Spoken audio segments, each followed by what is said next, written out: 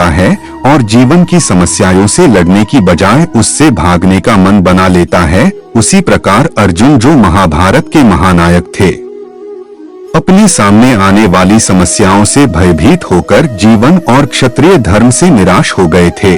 अर्जुन की तरह ही हम सभी कभी कभी अनिश्चय की स्थिति में या तो हताश हो जाते हैं और या फिर अपनी समस्याओं से विचलित होकर भाग खड़े होते हैं।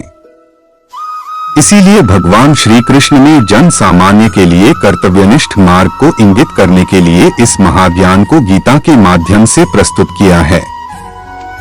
हम सभी 18 अध्याय आपके लिए सरल हिंदी के साथ आपके लिए प्रकाशित कर रहे हैं ताकि आप इसे आसानी से जान सके। श्रीमद् भगवद गीता को एक बहुत ही पवित्र ग्रंथ माना जाता है। इसके अध्ययन से पूर्व हम यह भी जान सकते हैं कि इसके बारे में हमारे महापुरुषों के क्या विचार हैं, वो श्रीमद् भगवद गीता के बारे में क्या सोचते हैं। पहला अध्याय अर्जुन विषाद योग। भगवान श्री कृष्ण ने अर्जुन को निमित्त बनाकर समस्त विश्व को गीता के रूप में जो महान उपदेश दिया है, यह अध्याय उसकी प्रस्तावना रूप है। उसमें दोनों पक्ष के प्रमुख योद्धाओं के नाम गिनाने के बाद मुख्य रूप से अर्जुन को कुटुंबनाश की आशंका से उत्पन्न हुए मोहजनित विषाद का वर्णन है। धृतराष्ट्र बोले हैं, हे संजय, धर्मभूमि कुरुक्षेत्र में एकत्रित युद्ध की इच्छा वाले मेरे पांडु के पुत्रों ने क्या किया। संजय बोले हैं, उस समय राजा दुर्योधन ने व्यूहरचनायुक्त पांडवों की सेना को देखकर और द्रोणाचार्य के पास जाकर यह वचन कहा है, हे आचार्य, आपके बुद्धिमान शिष्य द्रुपद पुत्र धृष्टद्युम्न के द्वारा व्यूहाकार खड़ी की हुई पांडुपुत्रों की इस बड़ी भारी सेना को देखिए। इस सेना में बड़े बड़े धनुषों वाले तथा युद्ध में भीम और अर्जुन के समान शूरवीर सात्यकी और विराट तथा महारथी राजा द्रुपद, धृष्टकेतु और चेकितान तथा बलवान काशीराज, पुरुजित, कुंतीभोज और मनुष्यों में श्रेष्ठ शैब्य, पराक्रमी, युधामन्यु तथा बलवान उत्तमौजा, सुभद्रा पुत्र अभिमन्यु और द्रौपदी के 5 पुत्र, ये सभी महारथी हैं। हे ब्राह्मण श्रेष्ठ, अपने पक्ष में भी जो प्रधान हैं, उनको आप समझ लीजिए। आपकी जानकारी के लिए मेरी सेना के जो सेनापति हैं, उनको बतलाता हूँ। आप द्रोणाचार्य और पितामह भीष्म तथा कर्ण और संग्राम विजय कृपाचार्य तथा वैसे ही अश्वत्थामा, विकर्ण और सोमदत्त का पुत्र भूरिश्रवा और भी मेरे लिए जीवन की आशा त्याग देने वाले बहुत से शूरवीर अनेक प्रकार के अस्त्रों शस्त्रों से सुसज्जित और सबके सब युद्ध में चतुर हैं। भीष्म पितामह द्वारा रक्षित हमारी वह सेना सब प्रकार से अजेय है और भीम द्वारा रक्षित इन लोगों की यह सेना जीतने में सुगम है। इसलिए सब मोर्चों पर अपनी अपनी जगह स्थित रहते हुए आप लोग सभी निसंदेह भीष्म पितामह की ही सब ओर से रक्षा करें। कौरवों में वृद्ध बड़े प्रतापी पितामह भीष्म ने उस दुर्योधन के हृदय में हर्ष उत्पन्न करते हुए उच्च स्वर से सिंह की दहाड़ के समान गरजकर शंख बजाया। इसके पश्चात शंख और नगारे तथा ढोल, मृदंग और नरसिंघे आदि बाजे एक साथ ही बज उठे। उनका वह शब्द बड़ा भयंकर हुआ। इसके अनंतर सफेद घोड़ों से युक्त उत्तम रथ में बैठे हुए श्री कृष्ण महाराज और अर्जुन ने भी अलौकिक शंख बजाए। श्री कृष्ण महाराज ने पांचजन्य नामक, अर्जुन ने देवदत्त नामक और भयानक कर्म वाले भीमसेन ने पौंड्र नामक महाशंख बजाया।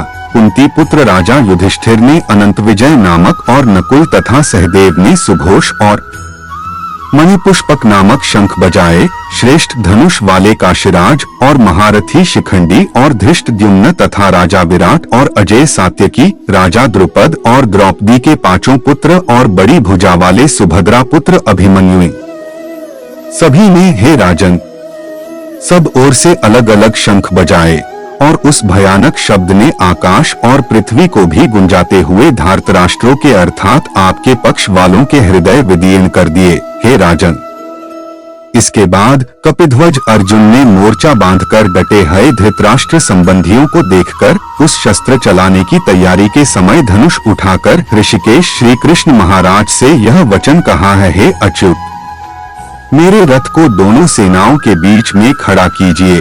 और जब तक कि मैं युद्ध क्षेत्र में डटे हुए युद्ध के अभिलाषी इन विपक्षी योद्धाओं को भली प्रकार देख न लूं कि इस युद्धरूप व्यापार में मुझे किन किन के साथ युद्ध करना योग्य है, तब तक उसे खड़ा रखिए। दुर्बुद्धि दुर्योधन का युद्ध में हित चाहने वाले जो ये राजा लोग इस सेना में आए हैं, इन युद्ध करने वालों को मैं देखूंगा। संजय बोले, हे धृतराष्ट्र। अर्जुन द्वारा इस प्रकार कहे हुए महाराज श्री कृष्णचंद्र ने दोनों सेनाओं के बीच में भीष्म और द्रोणाचार्य के सामने तथा संपूर्ण राजाओं के सामने उत्तम रथ को खड़ा करके इस प्रकार कहा कि हे पार्थ, युद्ध के लिए जुटे हुए इन कौरवों को देख। इसके बाद पृथापुत्र अर्जुन ने उन दोनों सेनाओं में स्थित ताऊ चाचों को, दादों पर दादों को, गुरुओं को, मामाओं को, भाइयों को, पुत्रों को, पौत्रों को तथा मित्रों को, डोट ससुरों को और सुहृदों को भी देखा। उन उपस्थित संपूर्ण बंधुओं को देखकर वे कुंती पुत्र अर्जुन अत्यंत करुणा से युक्त होकर शोक करते हुए यह वचन बोले। अर्जुन बोले, हे कृष्ण, युद्ध क्षेत्र में डटे हुए युद्ध के अभिलाषी इस स्वजन समुदाय को देखकर मेरे अंग शिथिल हुए जा रहे हैं और मुख सूखा जा रहा है तथा मेरे शरीर में कंप और रोमांच हो रहा है।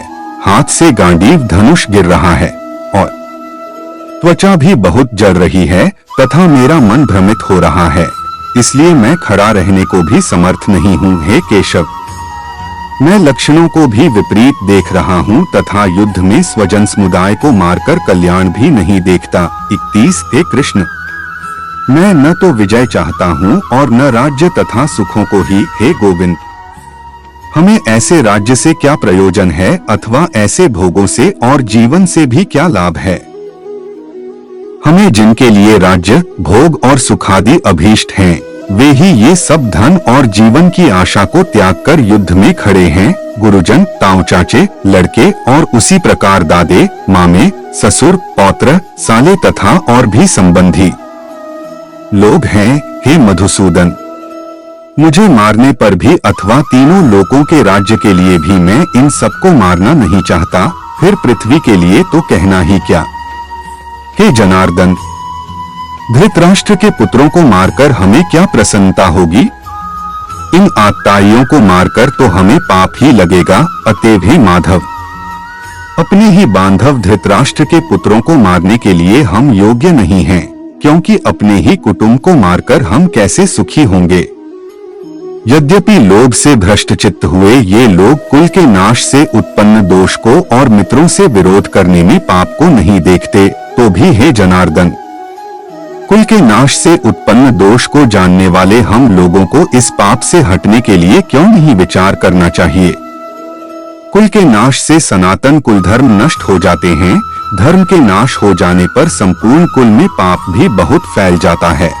40 हे कृष्ण, पाप के अधिक बढ़ जाने से कुल की स्त्रियां अत्यंत दूषित हो जाती हैं और हे वार्ष्णेय, स्त्रियों के दूषित हो जाने पर वर्णसंकर उत्पन्न होता है। वर्णसंकर कुलघातियों को और कुल को नरक में ले जाने के लिए ही होता है। लुप्त हुई पिंड और जल की क्रिया वाले अर्थात श्राद्ध और तर्पण से वंचित इनके पितर लोग भी अधोगति को प्राप्त होते हैं। इन वर्णसंकर कारक दोषों से कुलघातियों के सनातन कुल धर्म और जाति धर्म नष्ट हो जाते हैं। हे जनार्दन, जिनका कुल धर्म नष्ट हो गया है, ऐसे मनुष्यों का अनिश्चित काल तक नरक में वास होता है, ऐसा हम सुनते आए हैं। हाँ, शोक, हम लोग बुद्धिमान होकर भी महान पाप करने को तैयार हो गए हैं, जो राज्य और सुख के लोभ से स्वजनों को मारने के लिए उद्यत हो गए हैं। यदि मुझ शस्त्ररहित और सामना न करने वाले को शस्त्र हाथ में लिए हुए धृतराष्ट्र के पुत्र रण में मार डालें, तो वह मारना भी मेरे लिए अधिक कल्याणकारक होगा। संजय बोले हैं। रणभूमि में शोक से उद्विग्न मन वाले अर्जुन इस प्रकार कहकर बाण सहित धनुष को त्याग कर रथ के पिछले भाग में बैठ गए। इस प्रकार उपनिषद, ब्रह्म विद्या तथा योग शास्त्र रूप श्रीमद् भगवद गीता के श्री कृष्ण अर्जुन संवाद में अर्जुन विषाद योग नामक प्रथम अध्याय संपूर्ण हुआ। भागवत गीता अध्याय 2 कर्म जिज्ञासा प्रायः। कुछ लोग कहते हैं कि दूसरे अध्याय में गीता पूरी हो गई, किंतु केवल कर्म का नाम मात्र लेने से कर्म पूरा हो जाता हो, तब तो गीता का समापन माना जा सकता है। इस अध्याय में योगेश्वर श्री कृष्ण ने यही बताया है कि अर्जुन निष्काम कर्म के विषय में सुन, जिसे जानकर तू संसार बंधन से छूट जाएगा। कर्म करने में तेरा अधिकार है, फल में कभी नहीं। कर्म करने में तेरी असरधा भी न हो, निरंतर करने के लिए तत्पर हो जाता है। इसके परिणाम में तू परम पुरुष का दर्शन कर स्थितप्रज्ञ बनेगा। भागवत गीता अध्याय 3 शत्रु विनाश प्रेरणा बहुधा गीता प्रेमी व्याख्याताओं ने इस अध्याय को कर्म योग का नाम दिया है, किंतु ये सांगत नहीं है। दूसरे अध्याय में योगेश्वर ने कर्म का नाम लिया है। उन्होंने कर्म के महत्व का प्रतिपादन कर उसमें कर्म जिज्ञासा जागृत की और इस अध्याय में उन्होंने कर्म को परिभाषित किया कि यज्ञ की प्रक्रिया ही कर्म है। सिद्ध है कि यज्ञ कोई निर्धारित दिशा है। इसके अतिरिक्त जो कुछ भी किया जाता है वह इसी लोक का बंधन है। श्री कृष्ण जिसे कहेंगे वह कर्म मोक्ष से शुभात संसार बंधन से छुटकारा दिलाने वाला कर्म है। भागवत गीता अध्याय 4 यज्ञ कर्म स्पष्टीकरण। इस अध्याय के आरंभ में योगेश्वर श्री कृष्ण ने कहा कि इस योग को आरंभ में मैंने सूर्य के प्राप्ति कहा, सूर्य ने मनु से और मनु ने इक्ष्वाकु के प्रति कहा और उनसे राजर्षियों ने जाना। मैंने अथवा अव्यक्त स्थिति वाले ने कहा। महापुरुष भी अव्यक्त स्वरूप वाला ही है।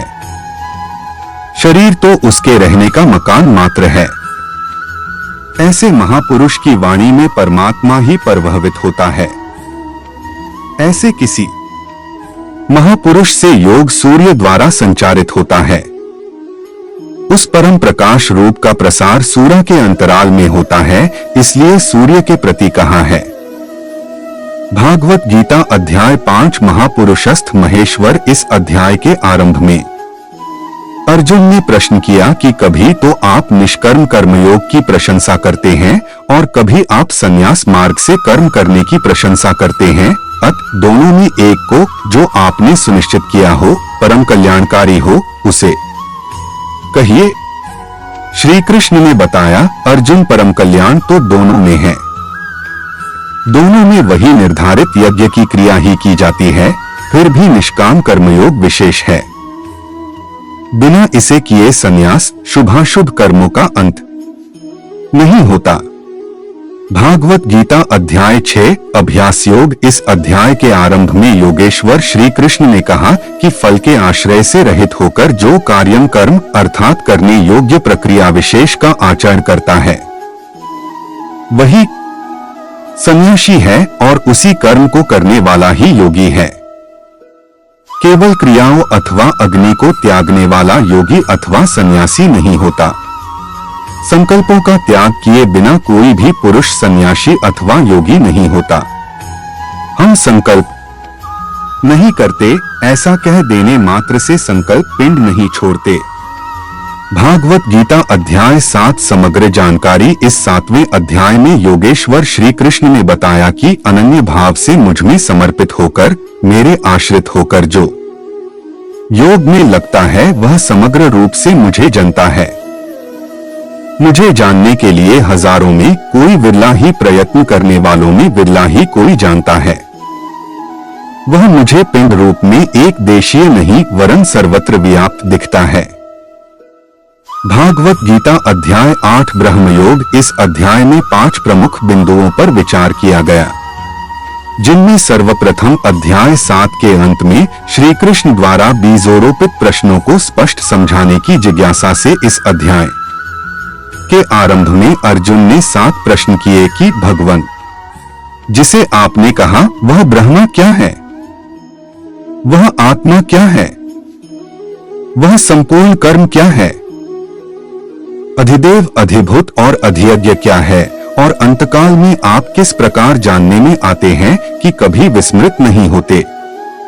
योगेश्वर श्री कृष्ण ने बताया कि जिसका विनाश नहीं होता वही परब्रह्म है।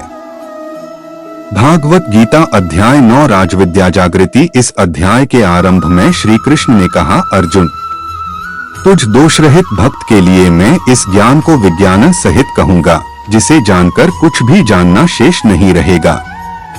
इसे जानकर तू संसार बंधन से छूट जाएगा। यह ज्ञान संपूर्ण विद्याओं का राजा है। विद्या वह है जो परम ब्रह्म में प्रवेश दिलाए। यह ज्ञान उसका भी राजा है, अर्थात निश्चय ही कल्याण करने वाला है। यह संपूर्ण गोपनीयों का भी राजा है, गोपनीय वस्तु को भी प्रत्यक्ष करने वाला है। यह प्रत्यक्ष फल वाला, साधन करने में सुगम और अविनाशी है। इसका थोड़ा साधन आपको पार लगा जाए तो इसका कभी नाश नहीं होता, वरन इसके प्रभाव से वह परम श्रेय तक पहुंच जाता है। भागवत गीता अध्याय 10 विभूति वर्णन। इस अध्याय में श्री कृष्ण ने कहा कि अर्जुन, मैं तुझे पुनः उपदेश करूंगा क्योंकि तू मेरा अतिशय प्रिय है। पहले कह चुके हैं, फिर भी कहने जा रहे हैं, क्योंकि पूर्ति पर्यंत सद्गुरु से सुनने की आवश्यकता रहती है। मेरी उत्पत्ति को न देवता और न महर्षिगण ही जानते हैं, क्योंकि मैं उनका भी आदि कारण हूँ। अव्यक्त स्थिति के पश्चात की सार्वभौम अवस्था को वही जानता है जो हो चुका है।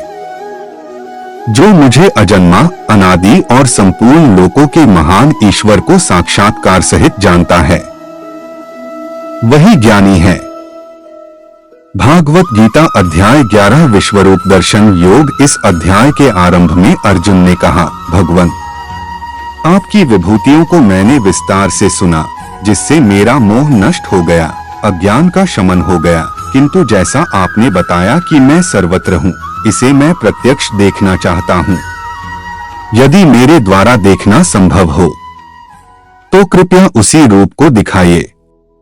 अर्जुन प्रिय सखा था, अनन्य सेवक था, अतएव योगेश्वर श्री कृष्ण ने कोई प्रतिवाद न कर तुरंत दिखाना प्रारंभ किया कि अब मेरे ही अंदर खड़े सप्तऋषि और उनसे भी पूर्व होने वाले ऋषियों को देख, सर्वत्र फैले मेरे तेज को देख। भागवत गीता अध्याय 12 विश्वरूप दर्शन योग। इस अध्याय के आरंभ में अर्जुन ने कहा, भगवान, आपकी विभूतियों को मैंने विस्तार से सुना, जिससे मेरा मोह नष्ट हो गया, अज्ञान का शमन हो गया। किंतु जैसा आपने बताया कि मैं सर्वत्र हूँ, इसे मैं प्रत्यक्ष देखना चाहता हूँ।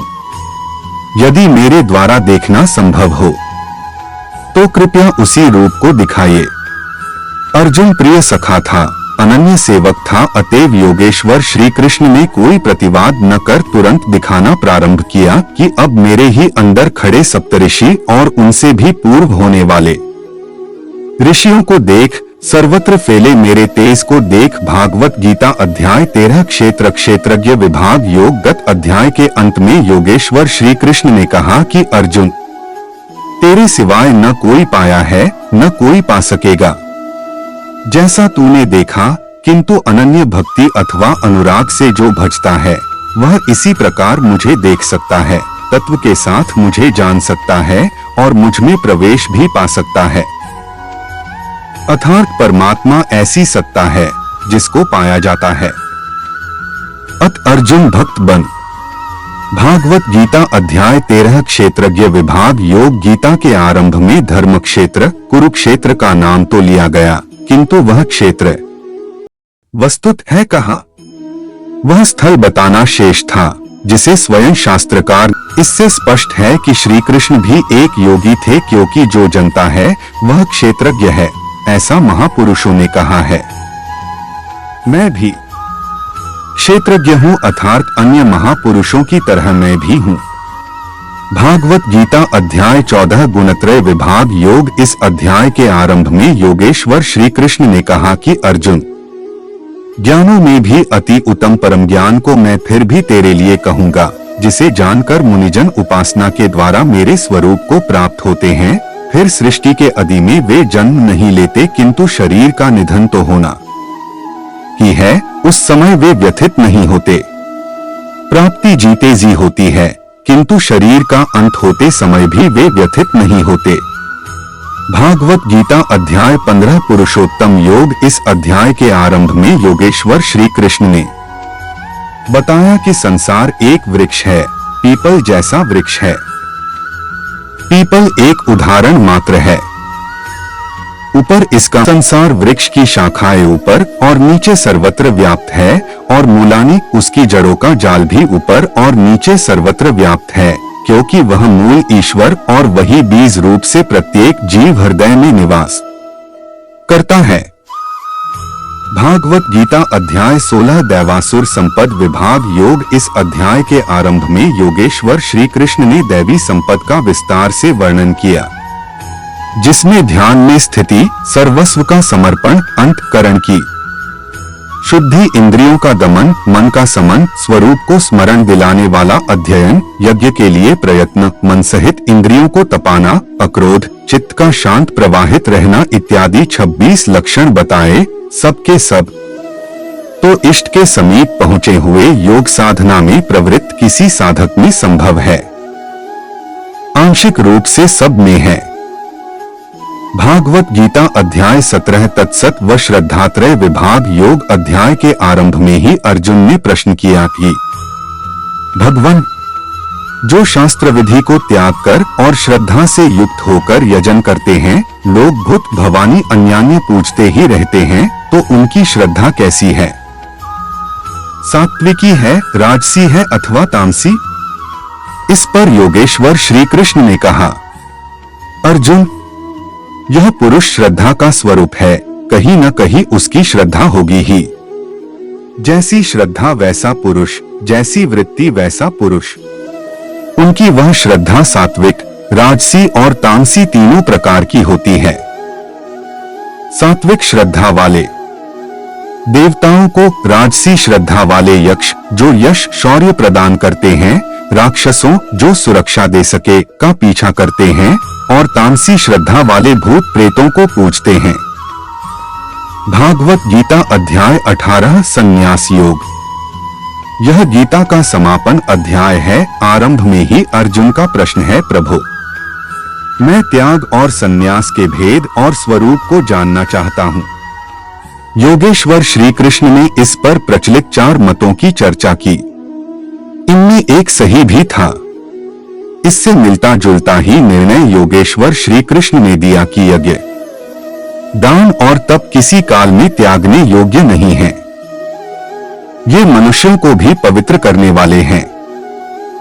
इन तीनों को रखते हुए इनके विरोधी विचारों का त्याग करना ही वास्तविक त्याग है। यह सात्विक त्याग है। फल की इच्छा के साथ त्याग राजस है। मोहवश नियत कर्म का ही त्याग करना तामस त्याग है, और संन्यास त्याग की ही चरमोत्कृष्ट अवस्था है। नियत कर्म और ध्यान जनित सुख सात्विक है। इंद्रियों और विषयों का भोग राजस है, और तृप्ति दायक अन्न की उत्पत्ति से रहित दुखद सुख तामस है। इस प्रकार श्रीमद् भगवत गीता का संपूर्ण अध्याय समाप्त हुई। जय श्री कृष्ण। और भी कथा की जानकारी के लिए हमारा चैनल सब्सक्राइब करें और